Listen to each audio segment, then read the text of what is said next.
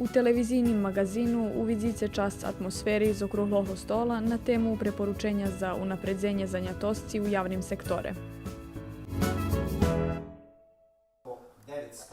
Keduž slovo o okruglih stoloh, uvidzi išće jeden, kotri organizoval Caritas apostolskoho egzarhata Kocura na temu ulohanje vladovih organizacijoh u zmenšovanju rizikoh od elementarnih njepohodov. Čast emisiji budze pošvecena shadski organizacijnoho odboru Dramskoho memorijala Petra Rizniča-Đađi. Uvidzi i pripovedku o alpinistovi Zvonkovi Kočišovi, a u časci kotra rezervovana za poljoprivredu budze bešedi o vše popularnjejšim ovčarstve. Budze bešedi i o peršim jarnjim predavanju polovnih stvaroh u Kocure. Televizijni magazin na njedzelju na 20 hodin.